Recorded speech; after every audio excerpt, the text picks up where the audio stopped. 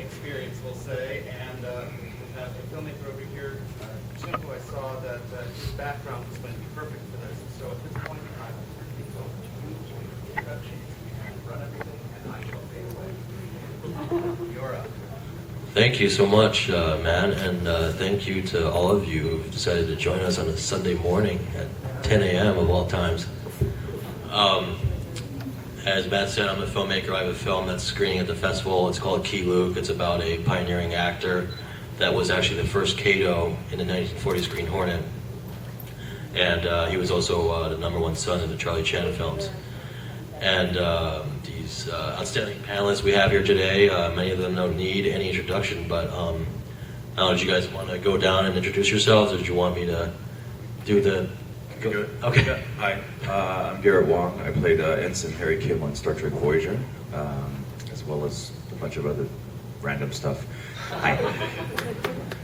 Yeah, come on. Thank you. I'm Steve Nguyen. I was a writer for Universal. I did projects on Fast and the Furious 3 Tokyo Drift. I got Jarhead. Those were just some of the projects I did for Universal. I got more into independent film. I started a production company called StudioAPA.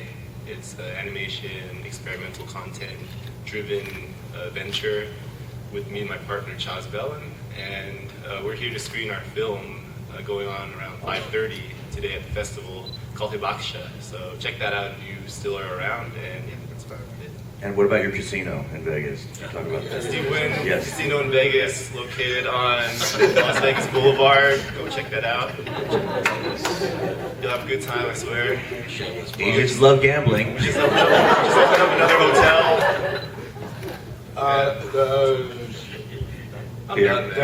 I'm Peter Shinkoda. I used to play Dai on Falling Skies.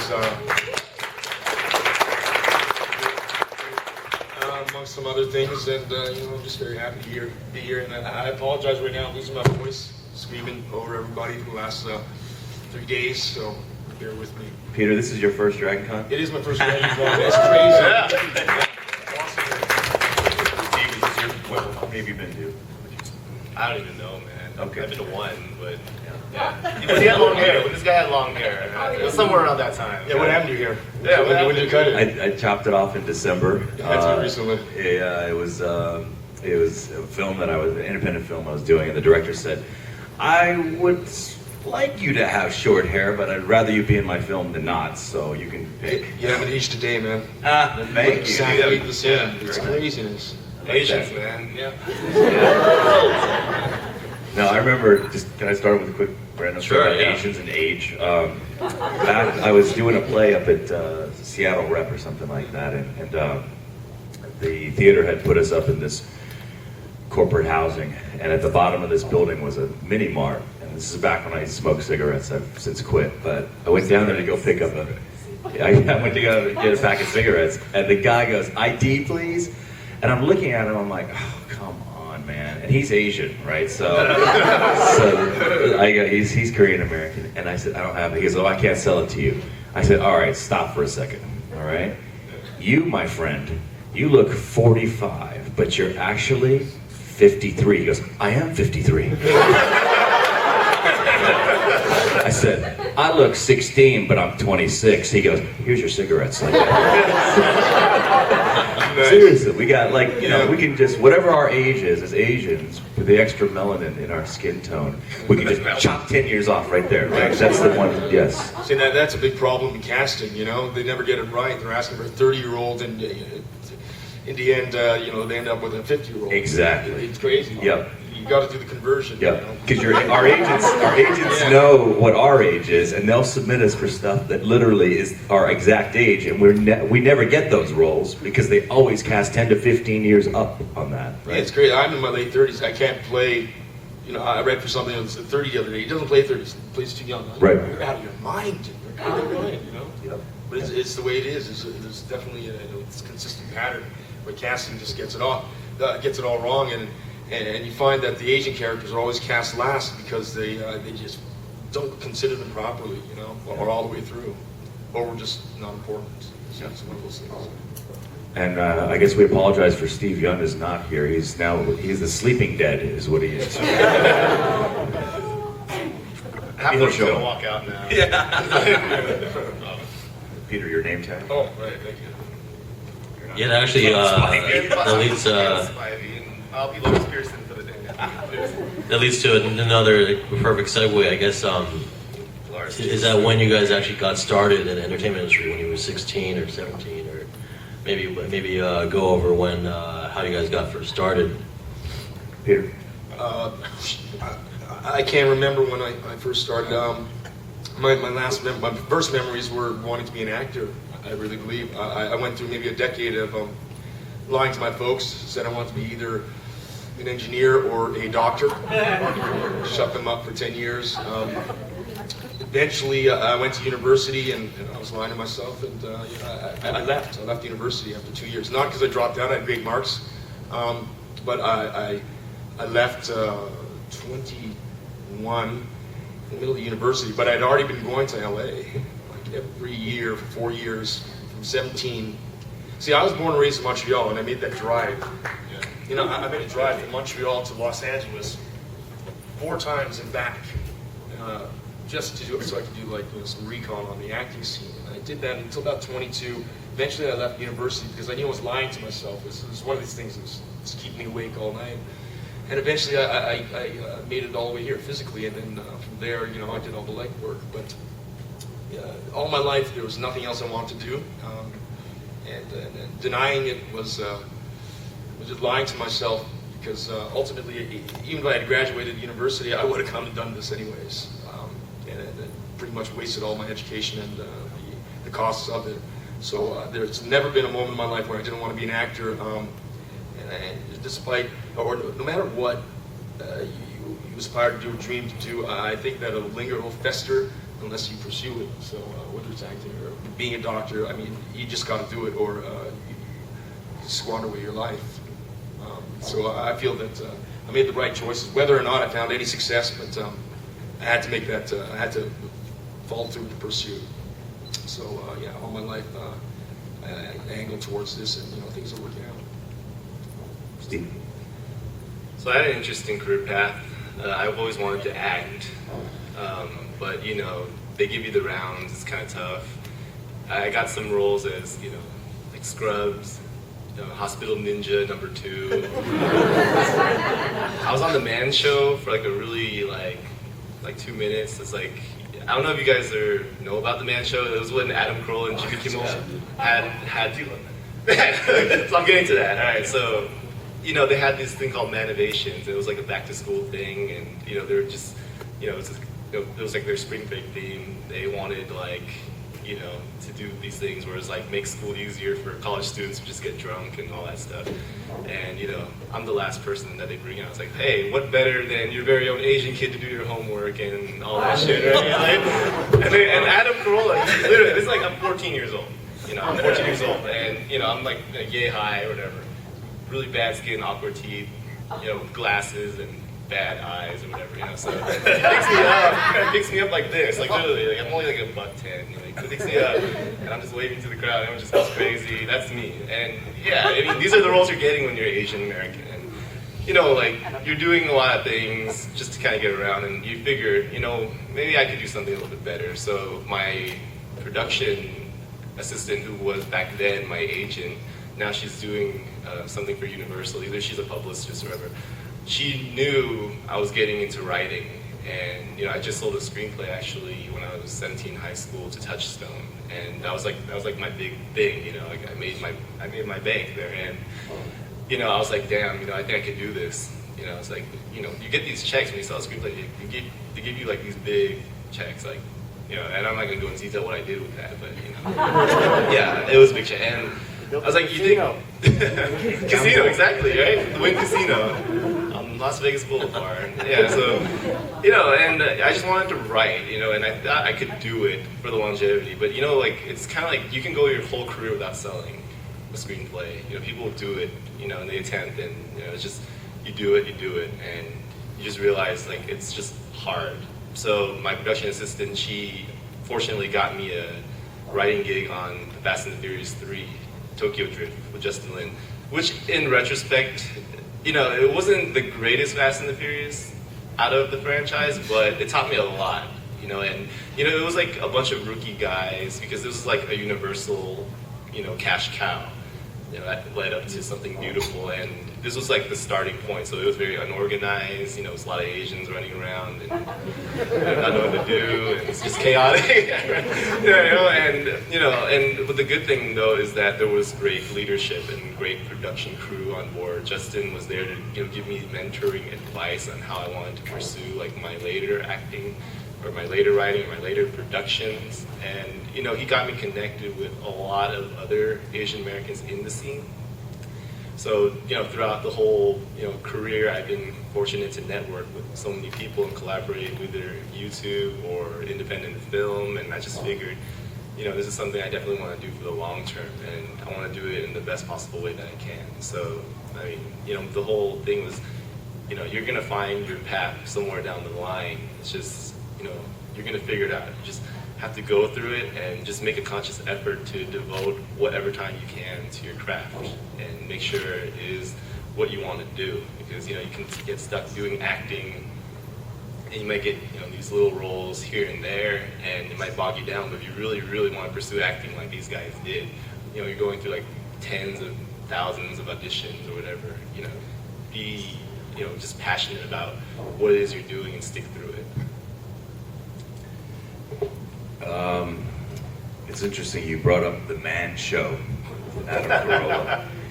I had actually, during Voyager, when we filmed the 100th episode, which was Timeless, where the Voyager crashes in the ice planet. It's a good Kim episode, basically. And then while we were in production, they said, oh yeah, we're going to do publicity on the 100th episode, and you're going to go on K-Rock, the station in LA, the Love Lines with Adam Carolla and Dr. Drew, right?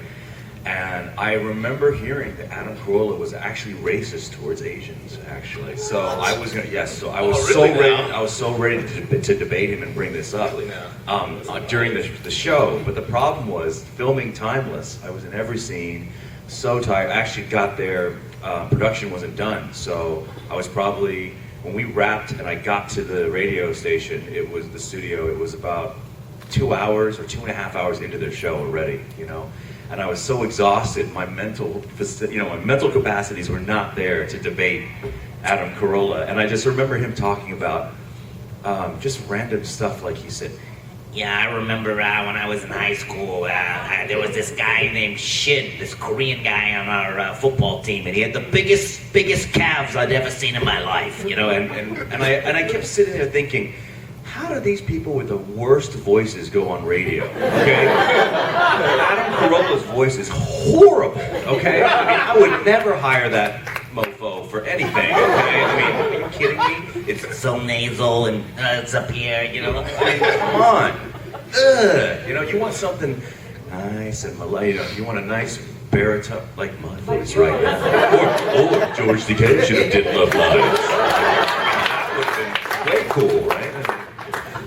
For K-Rock, George Takei. On a good note, though, I did get titties rubbed in my face. Oh, on a Man Show? On a Man Show. Good. Yeah, so good. It was on camera. It took like 2 seconds. So I take that away from that whole experience. You got the breast rub. Good. Yes, Okay.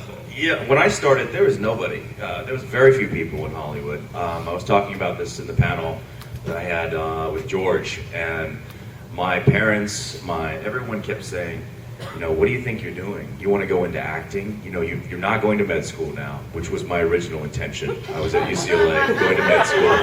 I was going to be Doogie Howser. I was a 16-year-old freshman at UCLA. I was going to finish UCLA by 18. I was going to be medical school. I was going to finish, my goal was to finish, instead of 4 years, I was going to do medical school in 3 years. So I'd be done with UCLA at 18, 19, 20, 21 done with med school, 22, 23, so Asian, I know, 22, 23 already. I was going to be a full-fledged anesthesiologist by 25 was my goal, right? And then I took chemistry and I go, So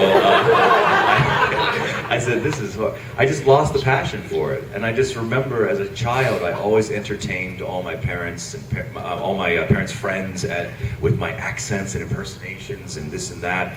And I grew up idolizing Rich Little, the impersonator. I thought he was the cat's meow. I thought, my goodness, if I can do a billion voices, then I'm good. Or if I can be on Saturday Night Live and be a regular cast member doing sketch comedy, that'd be great. That was my dream. But getting into college, I just started taking theater at UCLA and really getting into it. Broke the news to my parents I wasn't going to med school, and my mom was just flabbergasted. And I remember she goes, "You name one Asian man who has made it in Hollywood." And I said, "Bruce Lee." Now skipping a beat, my mom goes, "He's dead, pick another." And I sat there and I was like, oh my God, I started racking my brain. I started, wait a minute. All I could think of was James Hong. But you know, everything James Hong plays is just so, yeah.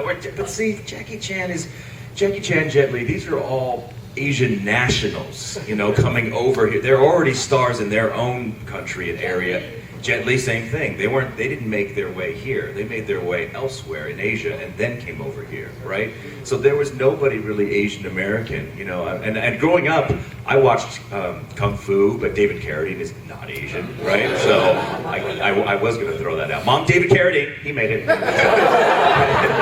He's white. So, and he's dead too, yeah.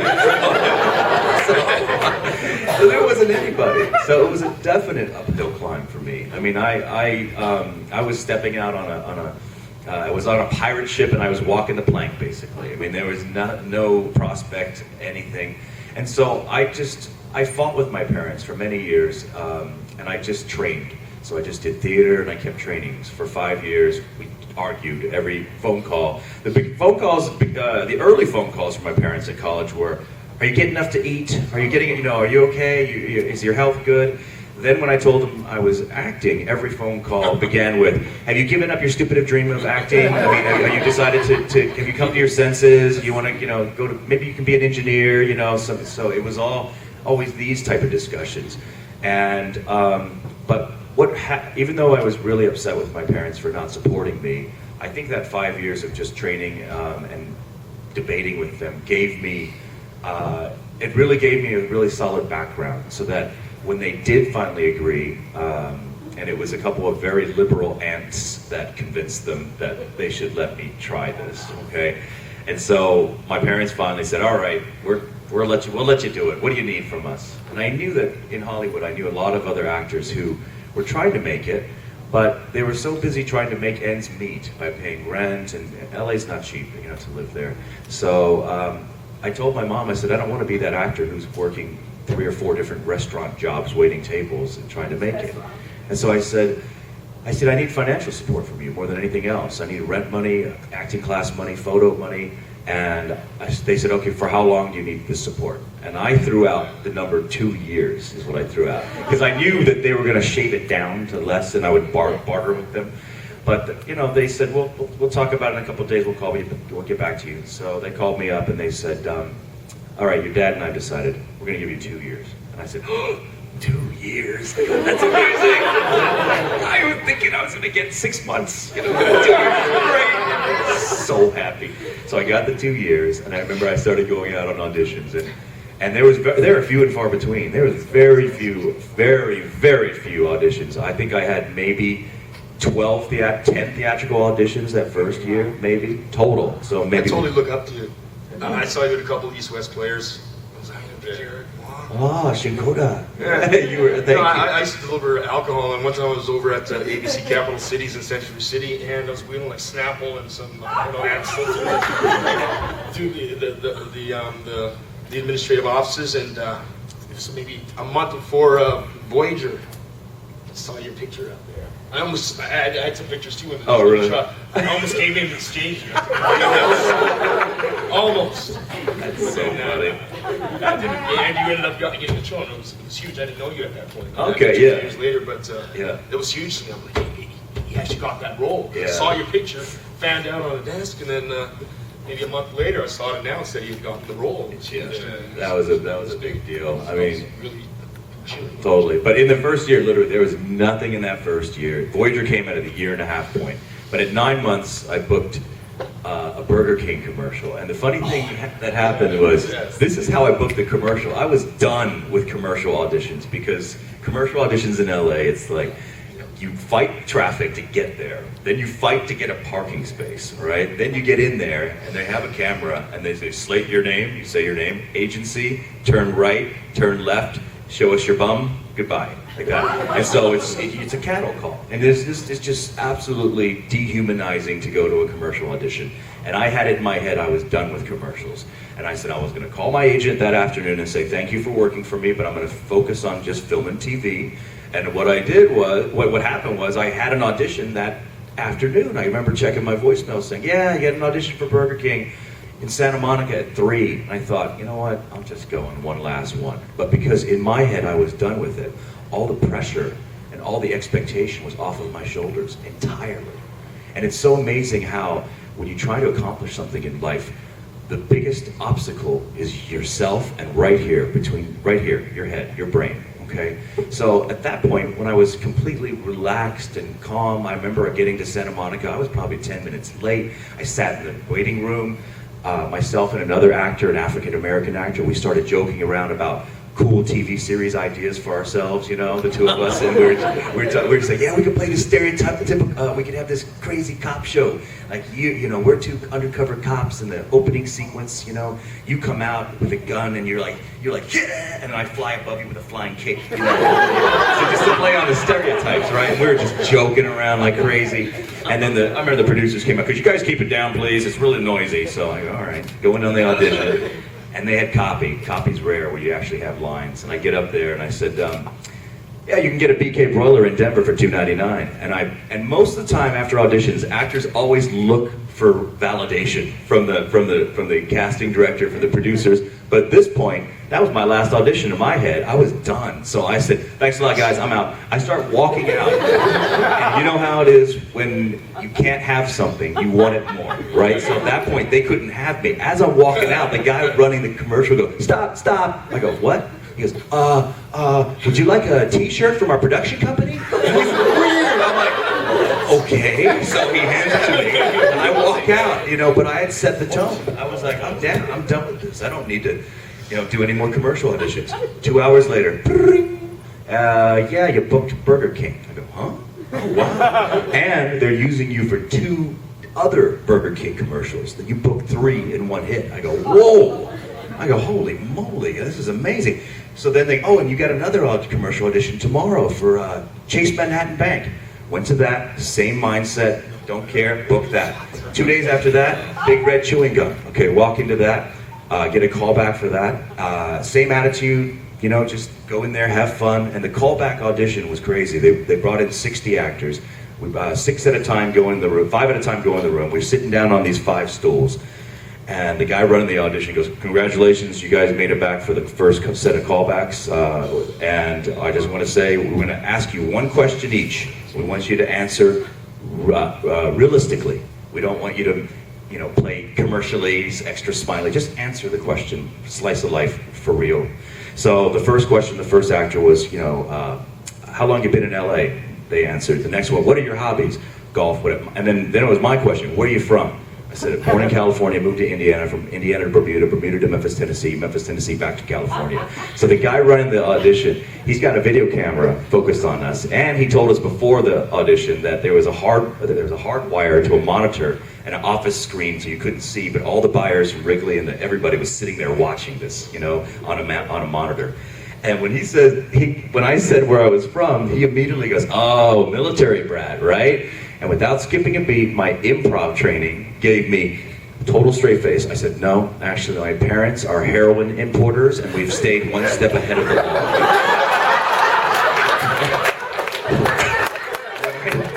When I said heroin, I could feel the other actors turning to me like, crazy motherfucker?